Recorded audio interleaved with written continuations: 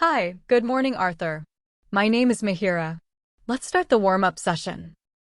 What is your career goal after reaching your dream destination? Right now, I do not have any clear management goals. I am very interested in learning about management and leadership and would be interested in any committees that I could participate in and learn. I have lots of ideas and would love to be in a brainstorming group, and I am very interested in the management dynamics of the organization. I feel that I need to join leadership groups to learn and meet new people. What are the qualities that a nurse should possess? Of course, a nurse should possess a variety of qualities. First of all, she should possess excellent communication skills, which help them not only to gather clinical data, but also to maintain an effective relationship with other team members. Secondly, problem-solving and critical thinking skills are essential for nurses to deal with emergencies and difficult situations. Other qualities such as punctuality, dedication, honesty, and competency are also pivotal for nurses. What are the pieces of advice for the upcoming nurses? As a nurse, I can give a bunch of advice to upcoming nurses. Firstly, I advise them to love their profession. If anyone loves their profession, they can carry out their responsibilities in an efficient manner without complaints. Apart from that, I advise them to be dedicated to their profession and maintain professional standards. These are essential because a nurse should abide by nursing ethics on any grounds. These are a few pieces of advice that I would like to give to future nurses. Describe your typical working day. My day starts with prayer. After completing my daily routines, I reach my workstation by 7:30. Before taking the handover, I complete my inventories and update the crash cart medication and dressing trolley. After receiving the handover, I interact with my patients to identify their health needs. Based on my assessment plan, a nursing care plan, and provide quality care for my patients. Afterward, I assist the physician in his work and carry out necessary clinical orders. Meanwhile, I find some time to interact with my colleagues and maintain a good rapport with them. My duty ends by 3:30 after I give a handover to the next scheduled staff members. Do you think nurses should attend continuous nursing education? Yes, I do. The continuous nursing education program helps nurses to update themselves with the current practices in their profession. Moreover, nowadays, it is mandatory to have specific hours of continuing nursing education to renew the nursing registration. Hence, continuous nursing education is very important for nurses.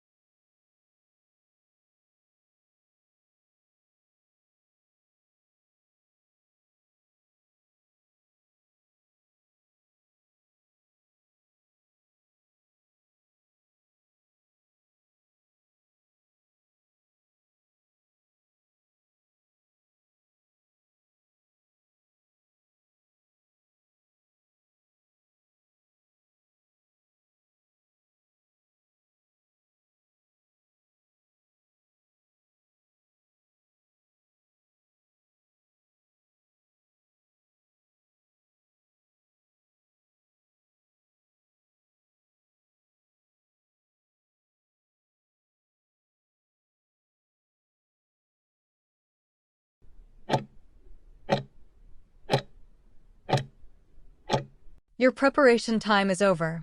You can now start your role play. Livingston, good morning, Mihiraa. I hope you're feeling a bit more settled this morning. I can see you're resting. My name is Arthur, and I'm one of the nurses here on the rehabilitation unit. The reason for my visit today is to have a quick chat with you to review your mobility progress and assess how we can support you with moving around safely. How does that sound? Good morning, Arthur. I'm just feeling a bit tired. And nervous, to be honest. Every time I think about getting up, I just imagine the pain I had when I first arrived here. My leg feels so stiff, and I'm terrified I'll fall again. I hear that, Mihiraa. It is completely understandable to feel nervous, especially after everything you've been through.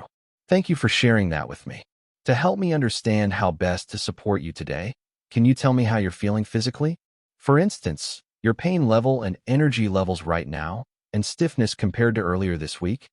The pain is maybe a 4 out of 10 if I just lie still. It's more of a dull ache.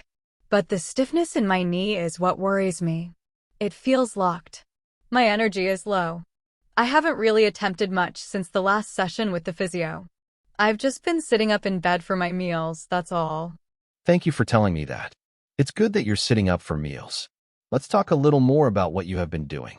Can you describe your current physical activities since the last session? Well, I can shift myself up in bed a little if I use the rail, but I don't move much else. When I sit up for meals, I feel okay if I lean back on the pillows. No one has tried to get me into a chair since the physio came a few days ago. I'm too scared to walk, so I haven't even tried standing. I appreciate you being so honest about that, Mihiraa. It's very important information for us to have. I want to explain a bit about how rehabilitation care works here, so you know what to expect. The care we provide is what we call a multidisciplinary approach, and I know that sounds like a big word, but all it means is that you are not going through this alone, and you won't just have one person asking you to do things. Instead, you will have a whole team working with you, each one focusing on a different part of your recovery. For example, the physiotherapist will work with you specifically on rebuilding the strength in your leg, improving your balance, and helping you to walk again safely. Then there is the occupational therapist, who focuses on your daily tasks, things like helping you get dressed, manage your washing, or prepare a simple meal, so you can do those things independently when you go home. And we, the nursing staff, are here around the clock to support you with all of it, from managing your pain to helping you practice what you learn in between those sessions. This team approach is important because it addresses not only your physical recovery from the fractures, but also your cognitive and emotional recovery from the brain injury. After all, we know that recovering from both takes time and patience. The most important part is that all of us work together with you to set realistic goals for returning home safely, meaning we only move forward step by step at a pace that feels right for you, so you feel confident and secure. A whole team. It feels like a lot of people. But I do want to go home. I just don't see how I can if I can't even stand up. That's exactly why we work as a team, Mihiraa. And that brings me to the purpose of rehabilitation mobility, because I think sometimes it can feel like we're just asking you to move for no reason, and I want you to understand the real thinking behind it. The main purpose is not just to get you walking for the sake of it, but rather to systematically rebuild your strength and endurance in a way that feels meaningful to you. We want you to be able to restore your independence with daily tasks, the things that matter most, like walking to the bathroom when you need to, or being able to sit out in a comfortable chair to enjoy your meals or read, rather than being confined to your bed. Another very important reason we focus on mobility is to prevent joint stiffness, especially in the knee after the fracture, and to prevent muscle wasting, which can happen very quickly when we stay still for too long. By moving, even a little, we are sending a signal to our muscles and joints to stay active and healthy. Now, to achieve this, I want to advise you that it is much better to have short, regular sessions throughout the day rather than one long, exhausting session that leaves you feeling drained and sore for the rest of the day. We always balance this activity with rest, meaning we will help you find a rhythm where you move a little, then rest and recover, so you build your strength gradually without becoming overtired or losing confidence. Short sessions. That sounds like a plan. But will I be able to do activities? Even if I do, What all I need to take care of? It is completely natural to feel a bit uncertain about moving around on your own, Mihiraa, but taking these small steps is a vital part of your recovery. You can certainly begin to engage in activities independently, and a wonderful way to start is by practicing a functional task such as gently standing at your bedside, sitting out in a comfortable chair for a few minutes, or taking a short walk to the bathroom. These brief moments of movement help your body regain its strength and confidence at a manageable pace. While independence is the goal, your safety remains the priority, so it is important to listen closely to what your body is telling you.